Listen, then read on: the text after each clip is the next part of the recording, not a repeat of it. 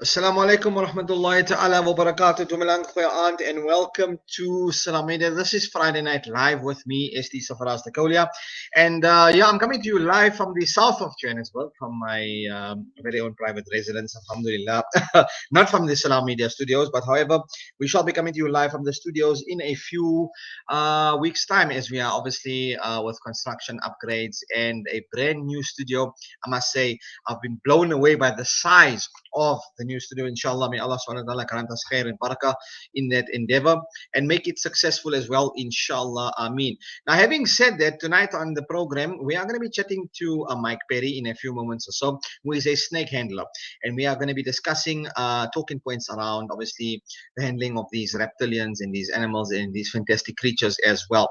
Thereafter, I speak to, obviously, with regards to the snake handling. Furthermore, having said that, we are then going to be speaking to okay, the network's going a bit slow here. I'm not sure if I've got everything in order here. All right. Thereafter, we're going to be speaking to Zug Botha. Now, this man has blown me away, right? He has given a recollection of his solo groundbreaking journey and a record-breaking journey of 7,200 kilometers. That's 4,000 nautical miles. And he has taken on a voyage from Cape Town all the way to Rio de Janeiro. Now, having said that, when he got to Rio, the first thing that he wanted was, guess what? A burger, chips, and a Coke. This man is really amazing. And for his age, who is a former South African Navy officer as well in this regard, we are going to be chatting to him about that. Thereafter, I'm going to be speaking to it's around 8:05, a comedian who goes by the name of Suhail Essa, inshallah. Now, we are going to be talking about his journey and giving some insight into his new comedy show called Beginning Again. And thereafter, a bit later on, a product of Friday Night Live with ST has won the Journalist of the Year award. Yes, knock it out. Hats off to you, compadre. And we'll be chatting to him a bit about his accolades and that and more. Still to come. Stay tuned. Keep it locked to Salam Media. We're going to be speaking to Mike Perry in a moment.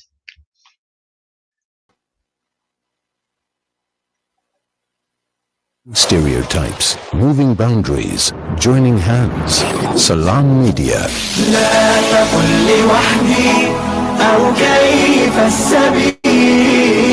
Humanity sets the agenda.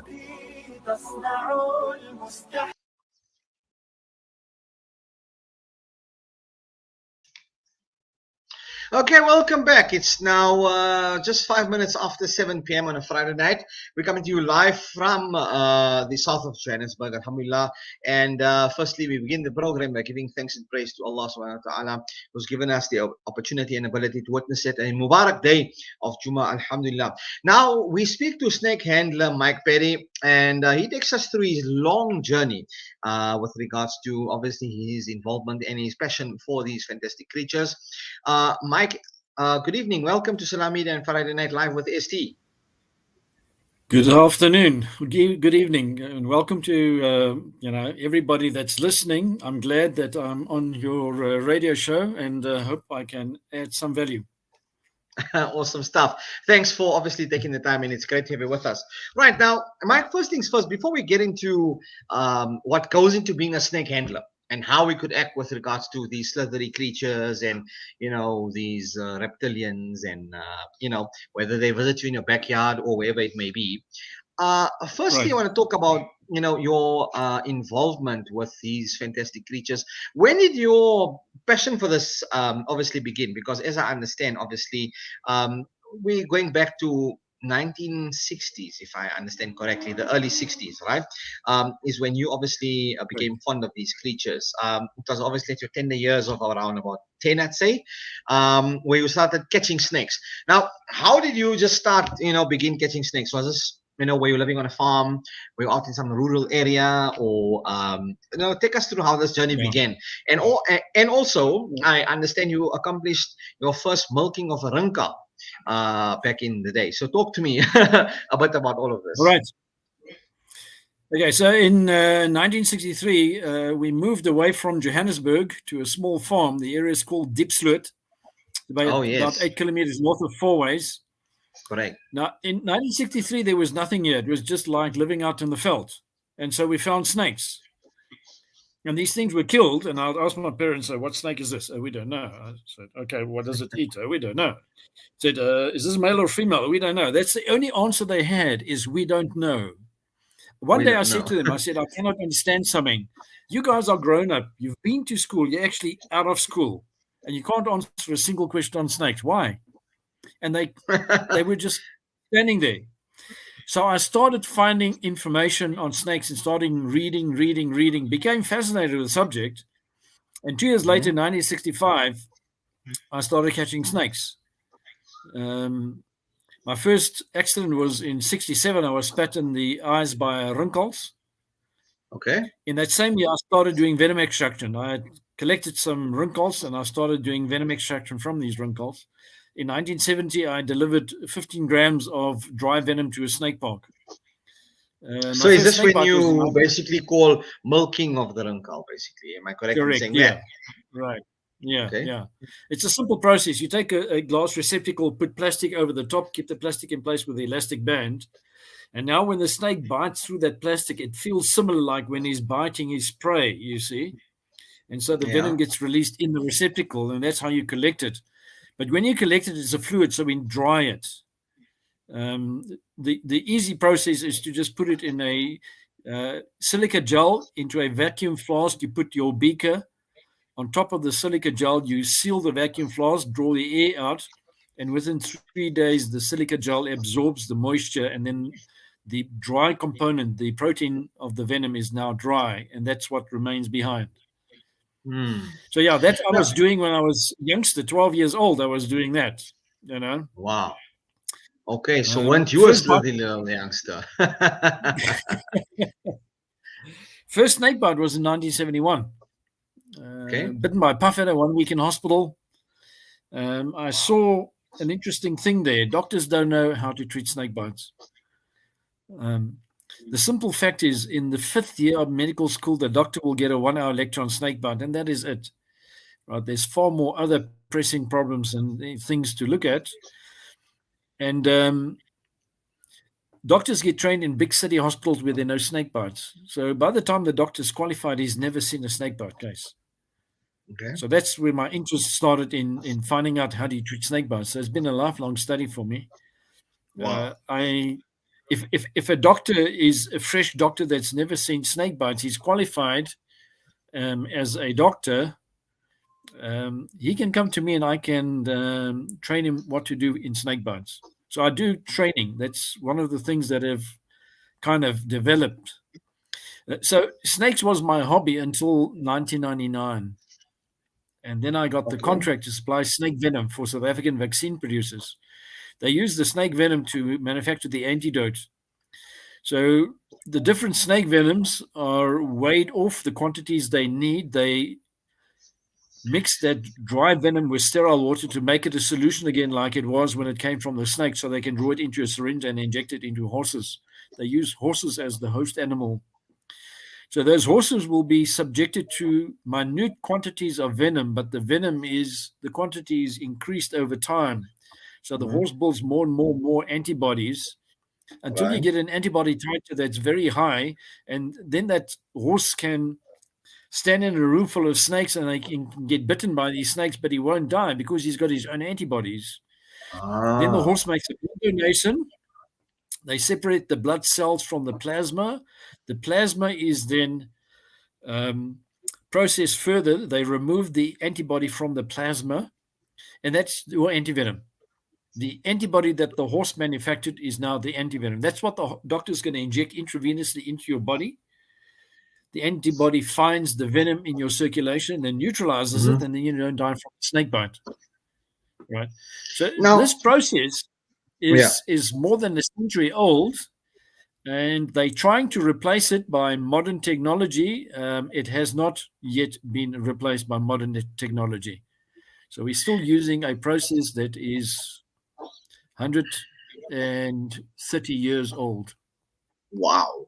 Now, Mike, you mentioned obviously you got involved with vaccine production and capturing, or rather the milking of these venomous substances back in the early 1999. Now, your involvement from then up until now, how have you seen the evolution of the industry? When I say the evolution of industry, meaning that, for example, there are many other people who have, access to these snakes and, can capture this type of venoms. What's the demand like on a national level and from an international perspective? Because I understand obviously orders came in from Germany back in the day, but now have we seen this on a larger scale? Is there a No. specific demand for a type of snake, for example, like a mamba or a puff adder or whatever, or what type of snakes venom is actually in demand? All right. There's no snake venoms that are in demand. All right. I supply contractually what I need to supply every year. And I collect the venoms over a 12-month period. I run my farm for a 12-month period. When I Right. invoice for those venoms that I deliver, I get 25% of my money back that I've spent Yes. maintaining these snakes. It's not a Right. business. Okay. Yeah. I do it because I enjoy doing it. That's the Right. reason why. Otherwise, it's not a business. Yes.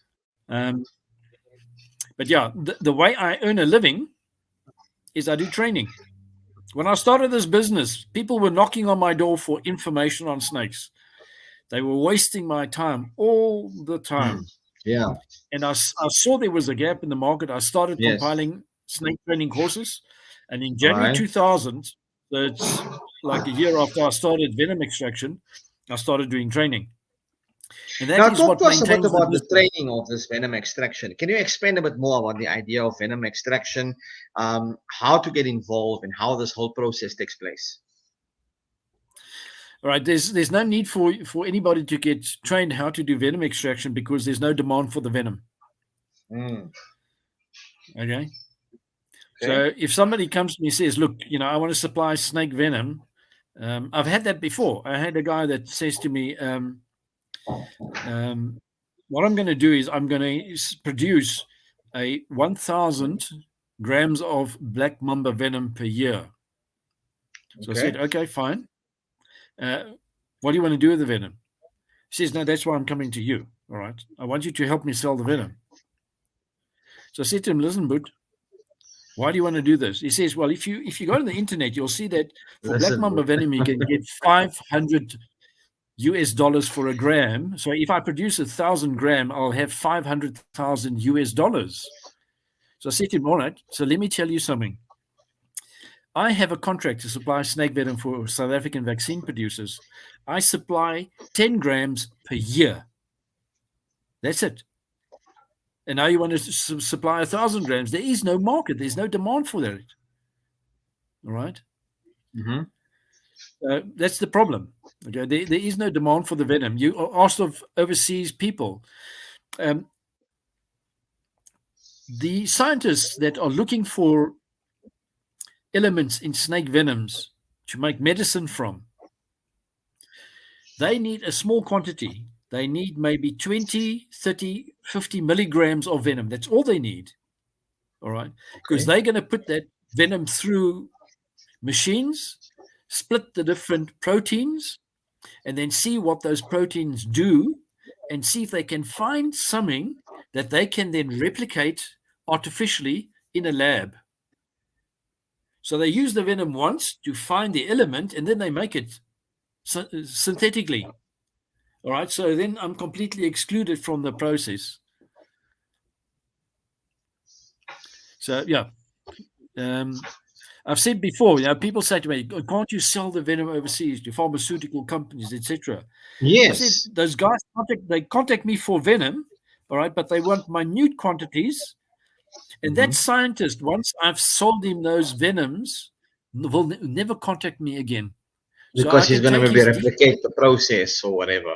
Yes, he's going to replicate it. He's going to find what he needs, replicate it. And I'm excluded from the process. Yeah. Okay. So the only venom that I sell is the 100 or so grams per annum that I sell to SAVP. That's the only venom I sell. And as I said,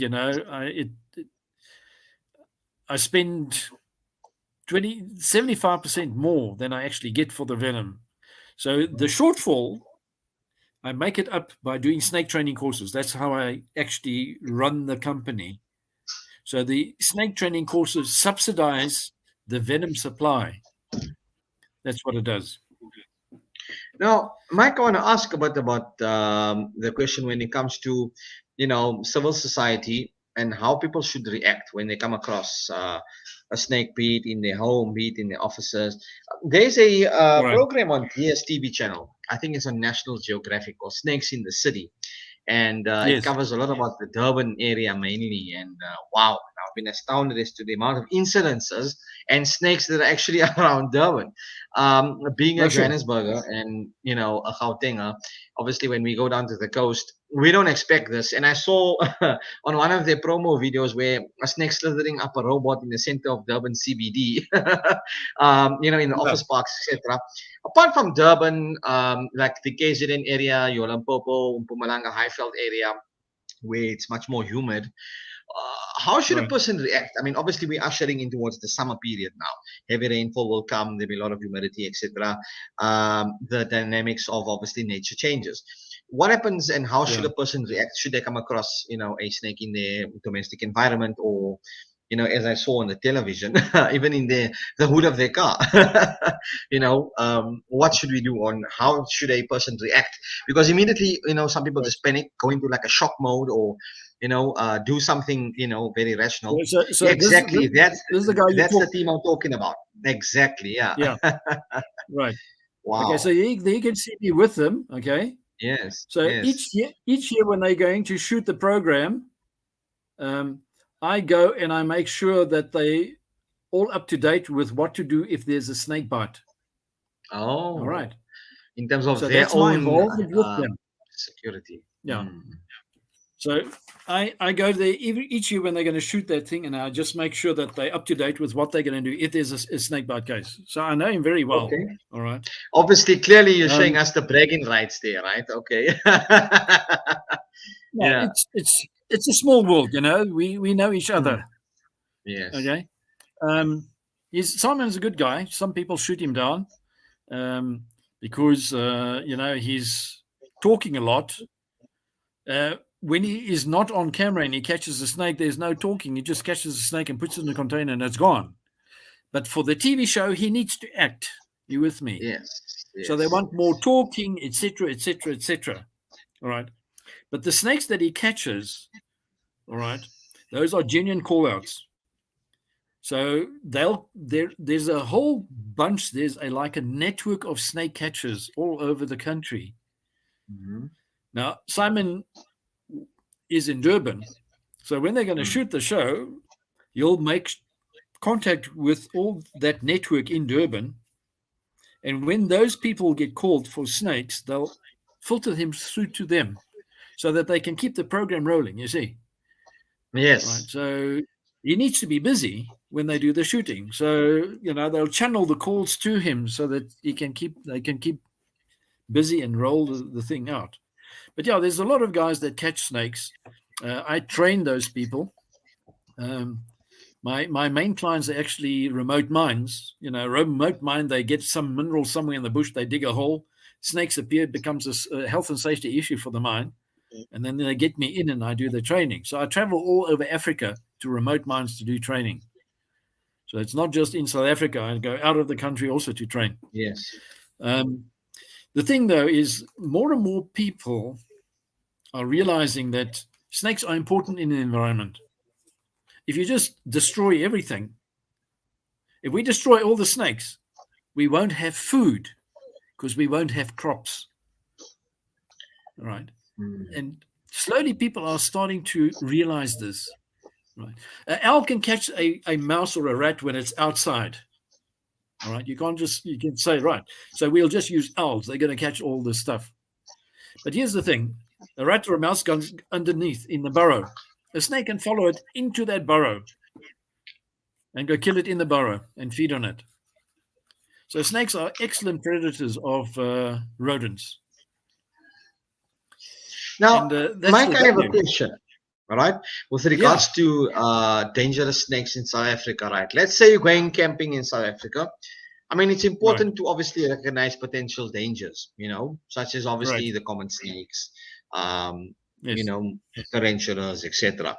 But as I understand, right, there's around about, let's say, 130 to 160 different types of species of snakes in South or Southern Africa, rather, right?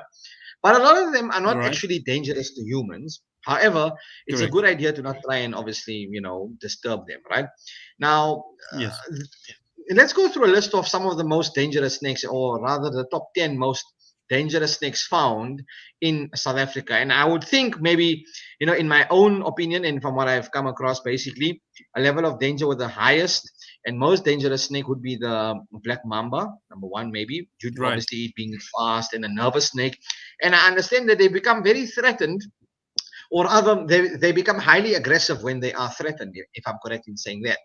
So if you could maybe take us through some of the top 10 most dangerous snakes in SA. And I understand provinces where you find a black mamba would be basically KZN, and this is on my own research, Mpumalanga, Limpopo, and the Northwest. I stand to be corrected though, but and also I want to understand how long after a bite do adult humans usually have? What's your turnaround time for the antivenom, or rather to source antivenom? But first, take us through some of the top 10 most dangerous snakes we'd find in SA. All right. So if we look at the dangerous ones, you've mentioned the black mamba, right? There's the green mamba as well. Okay. Then we got some cobras. We've got the Cape Cobra, the snouted cobra, the Angolan cobra, and the forest cobra. Then we have 4 spitting cobras. So we got the Mozambique spitting cobra. Yes, I've seen that, yeah. The southwestern spitting cobra. It's a black spitting cobra. Then we got the zebra spitting cobra and the black-necked spitting cobra. Now, I don't hear anything about boomslang. Now, why? Why is that? I mean, obviously, boomslang and twig snake. Yeah, boomslang and twig snake are both dangerous snakes. They have bat fangs, hemotoxic venom. Venom causes a bleeding syndrome. The bleeding can be fatal. For the boomslang, we make an antivenom. I supply the venom that is used in the manufacture of the boomslang antivenom. The twig snake, we make no antivenom. The simple reason is we've had 2 fatal twig snake bites. That's the only ones that have been recorded. 2. Right. These snakes, because they have fangs in the back of the mouth, often the fangs won't engage when they bite. And they might not even inject any venom. So we don't make antivenom for the twig snake, even though it's potentially deadly. The snakes that cause most... Right. Since we're talking about these dangerous snakes, etc., right? What are the do's and don'ts? What should we not do? Firstly, let's break it down to the top 5 things we shouldn't be doing. Maybe not to try and move, or maybe to not corner the snake in any way, or maybe because we understand they feel threatened, and that's when they basically react. Am I correct? So what shouldn't we do, and what to do if somebody is bitten by a snake or by one of these venomous snakes? The first thing is, don't just pick up a snake if you don't identify it. We've got a notorious finger biter in South Africa called a stiletto snake. Right. Okay. These snakes look undescriptive, little blackish snake. Maybe they have a white belly. They grow about 40 to 60 centimeters in length. Very shiny skin. Most people will look at the snake and say, oh, it's just a mole snake, and pick it up, and then they get bitten. You can't hold the snake behind the head. If you hold the snake behind the head, the snake lets the fang drop out of the bottom of the jaw, and then he gaffs you with the fang. Wow. So you cannot hold the snake behind the head. Right? It's called the stiletto snake. The stiletto snakes in South Africa are not deadly, but 1 in 4 bites on the tip of the finger, you can have amputation of that large digit. So there's a 25% amputation rate for those tip of finger bites. There's no antivenom for stiletto snakes because they're not deadly. Right. Now, 4 snakes cause the majority of snake bites in Southern Africa. Puff adder, night adder, stiletto snake, and the Mozambique spitting cobra. Those 4 snakes. Those 4 snakes have cytotoxic venom. Cytotoxic venom attacks the body tissue, breaks the cell membranes, perforates the vascular system, fluid leaks out of the vascular system, gives you tremendous swelling. So you see pain and swelling with these bites. It's called painful progressive swelling syndrome. Now, your first aid treatment for these bites is simple. If you get bitten by one of those 4 snakes, you go straight to hospital. That is all you do. Nothing else. Just go straight to hospital. Now, let's say we're on a safari and we're like 100 Right. kilometers from the nearest hospital. What do you do then? Yes. You know, I mean, because basically, although the black mamba is the most feared snake in Africa, as I understand, right? I would understand that the puff adder, as what you are saying, is the one that actually causes the most deaths, right? What to do? Let's say we're in a remote area, maybe towards Madikwe Lodges, towards, I don't know, northwest or and you're like in some safari area where you've got no access to anything or civilization. What do you do? Or maybe you're in the middle of the Sahara Desert. The Sahara Desert. What do you do then? You know?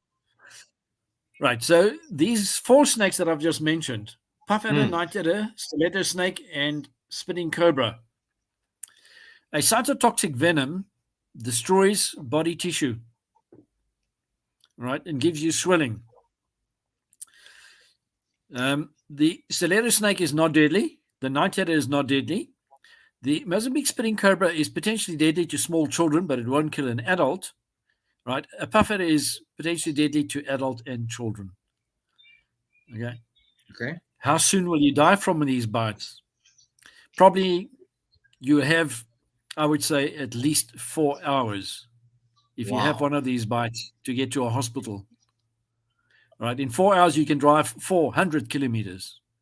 Now, you mentioned some of the causes of, this venom. It causes severe pain and swelling if you're bitten in the limb, and it could cause hemorrhage and nausea. Death is often from secondary effects, right? Caused by the swelling. Yeah. Okay, so could you find maybe organ failure as a result, like kidney failure or heart failure, or maybe the flesh near the area of the bite, perhaps, or no, sure, but by that time you're in hospital, you're under hospital management, so you got proper wound care, and you're under antibiotic treatment, etc. Could you apply a bandage? Let's say someone is bitten by a puff adder and you're waiting for medical help. Should you apply a bandage, at the bite site, or no? No. Okay. No. What you're going to do is, if you have a hand bite, you're going to remove any jewelry, because if there's swelling and you leave a ring on, the swelling goes beyond the ring, and then you've got a tourniquet on the finger, and you lose that finger. So it's important that you remove any jewelry or watches. The bite on the foot, you're going to take the shoe or the boot off. Wow, Making that's some notes there, yeah. No, I mean, and Like obviously for the listeners as well, and for the viewers and listeners of Salam Media streaming in via the Facebook platform, YouTube Live, Instagram, Twitter, WhatsApp line, wherever you are streaming in, we acknowledge one and all. You can interact with us on 0617 660 Have you perhaps been bitten by any of these snakes or encountered any of these slithery creatures? And what was your experiences? We'd love to hear from you, and you can send through your comments. We acknowledge all the viewers on Facebook as well. Having said that, yes. Now, Mike, obviously, Perry taking us through some of the most and highly common, highly dangerous snakes of South Africa, and some, tips with regards to camping as well. And he mentioned the runkal. And a runkal is related to a member of the cobra family that have the ability to shoot venom from their fangs from afar. And, the runkals are normally active at night, so they are nocturnal, but these creatures prefer to live in the wet grasslands. They can be found at high altitudes, and they occur in the Southern Cape, Eastern Cape, Free State, and parts of KZN. Mike, you also mentioned the Mozambican spitting cobra as one of the most dangerous and potentially other lethal snakes. What are some of the other potentially lethal snakes? I mean, the above snakes which you mentioned are commonly encountered, but what about snakes like the forest cobra or which is found in the northeast of KZN, as I understand. Yeah. And also the Gaboon viper. And you mentioned earlier in Right. our intro the green mamba. Talk to Right. us about that, which is similar to a black mamba, Right. right? Green in color, but they got the same characteristics with a coffin-shaped head, perhaps, or is it a bit different, as I understand? Right. Firstly, green mamba venom is not as potent as black mamba venom. It does not contain the alpha neurotoxin, which, in combination with the beta neurotoxin in black mamba venom, causes a very rapid deterioration in a patient. And a black mamba bite, within 30 minutes, you can have serious breathing problems. Right. So it's a very, very serious bite, a black mamba bite. A green mamba bite is not as serious. The venom is maybe 25% the potency of black mamba venom. The snake injects less venom than a black mamba does. The green mamba is not, how can I say? A black mamba is willing to defend himself if you go near him. A green mamba is not so, defensive. That's a good Okay. word. Then the thing is, green mambas are in the trees and we're on the ground. So typically, we don't see green mamba bites. If we find a green mamba that is, a case, it's normally a snake handler. He did something wrong and got himself bitten by the green mamba he was busy capturing. We just don't record green mamba bites. The same with the forest cobra. Forest cobras are plentiful in northern KwaZulu-Natal, but they don't bite people. All the bites I know from the ones that I have researched, people handling the snake get bitten by the snake. Right? And then the Gaboon adder is the same thing. Gaboon adder has a very placid disposition. And we don't see bites from those either. A Gaboon adder bite is normally what we will term illegitimate. It's somebody keeping the snake in captivity. He does something wrong. The snake mistakes his hand for a rat and bites the hand. All right. So those three snakes, we don't see bites from them. And I just need to get you one correction. You mentioned a couple of facts about the runkels, but some of them were not correct. The runkels is a diurnal snake. It's active in the day. They're very, very common, but they don't bite people. We see runkels bites in dogs, and that is not because they are attacking the dog. It's because the dog is defending the property. It attacks the runkels, and the runkels defends itself, and then the dog gets bitten by the runkels. Runkels venom is mainly cytotoxic. It causes tissue damage. There is a weaker neurotoxin that can kill small dogs. What other snakes do we talk about now? Well, Right. we were talking about, okay, you mentioned, okay, now let's say you are bitten by a cytotoxic snake, such as a puff adder. Right. Should we drink plenty of fluids, right? Maybe we could sterilize dressing to the wound. You mentioned not to try and suck the venom out with our mouth, because I've seen many No. people try and do that. Should you or shouldn't you be doing that? Because there's a lot of confusion. No. And No. should you squeeze the bite area to try and push the venom No. out or not? No. You can't do. None of those will bring the venom out. Once the venom is in, it's in. And then you got to deal with the consequences in the hospital. So no sucking, no rubbing anything on the bite. Just leave the bite alone. No indiscriminate tourniquets. Don't use ice, and also Okay. don't use heat. There is some fallacies regarding heat. Marine venoms, like if you step on a stonefish, you can put your foot into hot water that you can bear to put your foot into, and that higher temperature will denature marine venoms. It does not denature snake venoms. Snake venoms need to be boiled for at least 30 minutes to denature them. So if you get a hand bite and you want to denature it by means of heat, you need to stick your hand in a pot of boiling water and keep it there for at least 30 minutes to denature the snake venom in your hand, and your hand will also be denatured. You can't use anything drastic like that. So that's why I said to you before, if you get bitten by one of those 4 snakes, all you do after removing jewelry is get to hospital. That's it. Nothing else. No bandage, nothing else. No sucking, no squeezing, nothing. So it's quite simple, actually. Okay. Now, in the Right, event so of let me give you being bitten by a a little bit. neurotoxic snake, yeah, okay, Right. go So ahead. neurotoxin is a different one. All right. For the neurotoxin, you want to keep the patient as still as possible. If the snake was a snake like a Cape Cobra, the venom has large molecules. You can kind of keep that venom in the bitten limb by means of pressure immobilization. So we use special bandages called smart bandages to provide pressure on the bitten limb.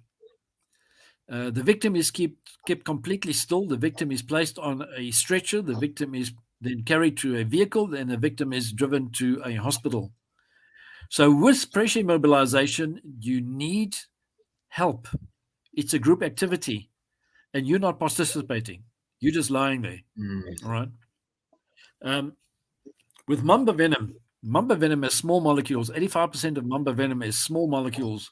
Small molecules have an affinity to go into the vascular system. So at the bite site, it goes into the vascular system. For a Mamba venom, you want to use a tourniquet. Now, a tourniquet is not a shoelace or a piece of copper wire. That is called an amputation.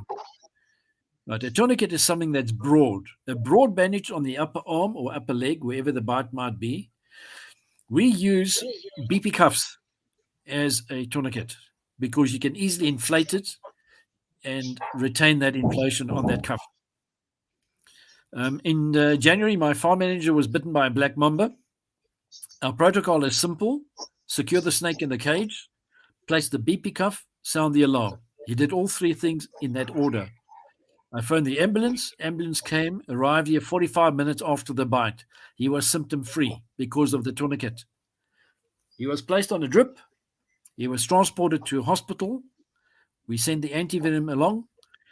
The antivenom was diluted in a saline drip, and the infusion was started 2 hours after the bite. He's still symptom-free.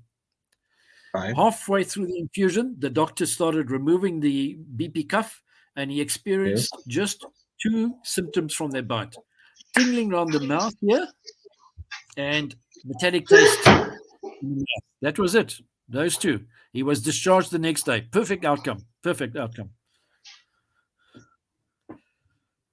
Now, Mike, Right. I want to talk about your snake handling courses, right, at African Reptiles. Now, let's talk about some of your public snake courses. For example, anyone that might come in contact with snakes, and then obviously the Snake ID and Snakebite treatment course is registered with the HPCSA.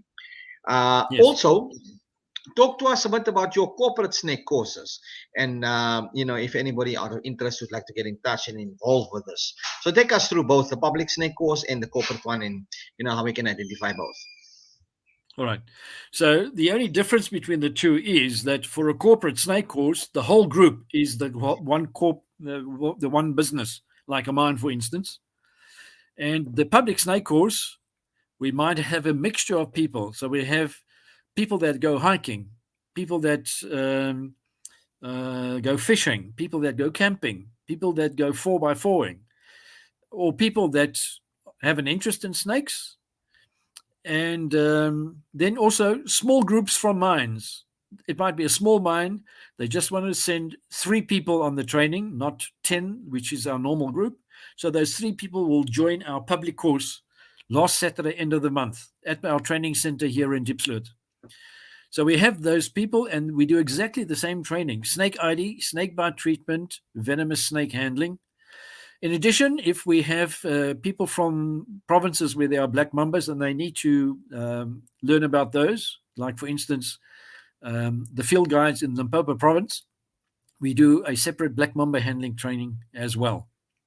So that is, in essence, the training courses. These courses, as I said, I started in January 2000. So it's been more than 20 years that I'm doing this training. I've trained more than 35,000 people, and I've never had anybody bitten on a training course. So the training courses are safe as long as you listen to what I'm telling you to do, right? We use equipment when we train, right? There's no free handling or taking risks or anything like this. People wear PPE, whatever is needed. So they have the gaiters on their legs, goggles for the eyes when we catch snakes that spit. We work with 4 venomous species normally. That's the puff adder, the wrinkles, the Mozambique spitting cobra, and the scarlet cobra. And then if we do mamba handling, obviously we're gonna handle black mambas then. So that's in essence the training course. It's a day course. We start at 8 o'clock. Okay. We normally end at about 4 o'clock. If we do black mamba handling, we probably spend another hour and a half longer to do the black mamba handling training. And so take us through the cost, right? How much would this cost per person for public and for corporate? How would it cost per person, and also adding venomous handling as well? How much should it be? Snake ID snakebite treatment is 1,300 rand. Okay. If you're gonna do This is venomous per snake person, handling, right? per person. If you do venomous snake handling, we charge 2,100 rand per person. Okay. And if you're going to do black mamba handling, we're going to charge 2,700 rand per person. Awesome stuff. Wow, that's fantastic, Yeah. man. Now I'm looking at some of the other game reserves around the country, and I'm talking about the Western Cape in particular, like the West Coast National Park, which obviously Right. about an hour and a half drive from the city of Cape Town. I've been there. Table Mountain National Park, fantastic. Platten Bay Game Reserve, wow, what a place. Which Okay. obviously adds a new dimension to the whole garden route. What are some of your favorite game reserves that you've toured and had encounters with some of your snakes and some of your handling of snakes, and which some of which reserves have you been to? I can give you some feedback on the West Coast. Yes. Right. West Coast National Park is a lovely place to watch tortoises and birds. And you get plenty of those angular tortoises. You got to drive so carefully on the roads because they're all over the show. But this particular day, we were driving, and lo and behold, there's this piece of log lying on the road. It turns out it's a big puff adder. So we had to kind of wait for it to pass and go into the bush and drive a little bit further. There's another log on the road. It's another puff adder, and off he goes. Drive a little further, and there's this long brown snake streaking over the road, and it climbs into a bush, and that was a boomslang. So we saw 3 snakes just like that. 1, 2, 3. That was Wow. a good experience. Yeah, I'm sure. Now, Mike, for me it's a good experience. For other people, they'll think, "No, let's leave now." oh, look, I mean, the Western Cape is a beautiful area, very scenic. Western Cape Nature Reserves, obviously, Table Mountain, and obviously one of the new 7 wonders of the world. You can see penguins at Boulders Beach, or whether you're going to the West Coast National Park. You can witness, the most southern tip of Africa, and even the Agulhas National Park. And I mean, I've done the hiking trail there, which was fantastic. Mike, before we conclude, right, you mentioned your pricing points, etc., and for public once a month presented at your African Reptiles and Venom Training Center. That's obviously out in Randburg, as I understand, right, in the north of Johannesburg. So now, what are the company requirements? How many people should they have as a minimum? Let's say companies want to do, let's say maybe like a team building event or whatever the case may be. I mean, we're coming towards year end, and maybe some corporates are watching and streaming in. What do they do, and how do they get in touch with you, and what's the minimum amount of people that you'd accept for a corporate event? So if we do corporate training, we require a group of 10 people. Then we'll do that training. Okay. It's the same times. We start at 8, we end at 4. It's a full day. Mm-hmm. Right. We also supply the handling equipment. So we have the gaiters, the goggles, the snake tongs, the snake hooks, the containers where you're going to put the snakes in. And we supply it also as kits, so you have it in a carry bag. In addition to that, we also supply a Snakebite First Aid Kit. So everything you would need to do first aid on somebody that was bitten by a snake, we have those kits. Right, we have a little booklet, or it's actually a fold-out placard that explains to you exactly what to do in first aid. Very simple, straightforward. It's quick to go through, and you'll know what to do. In addition, we do talks. Sometimes we go to schools. We do talks at schools. People should contact us if they want to contact us. Okay. Info. You can share your details of the viewers and listeners before we go to our next ad break. Your website, African Reptiles-Venom.co.za, if I'm correct, yes? That's correct. Yeah. Okay. You're gonna and they can stream it for the people. And on your Facebook and Instagram, what would it be? Just on Facebook, African Reptiles and Venom, or what's your page? Yeah, African Reptiles and Venom. African Reptiles and Venom is the one Facebook site. The other one is Snakes and Snakebite of Africa. I see you've got a YouTube channel as well. Yeah, we do a little bit of explaining different snakes and what to look for, but we're going to do a lot more extensive in that. We're going to just, flood that thing. For an education perspective, yeah. Yeah, if I can do 100 videos, people can just look at the videos and they'll learn a lot about snakes. Well, I think I need to pay you a visit at your plot in Randburg, firstly. Plot number 94 at Imnandi Road. And we'll see how Imnandi it is to handle a snake, right? Because me and these creatures, man, whoa, man. I mean, I don't know if it's Imnandi for others or not. But hey, having said that, Mike Perry, thank you so much for your time tonight. It's 9 minutes to 8. We appreciate your time tonight on Salam Media and on Friday Night Live with me, ST. It was a pleasure. Thank you very much. I appreciate it.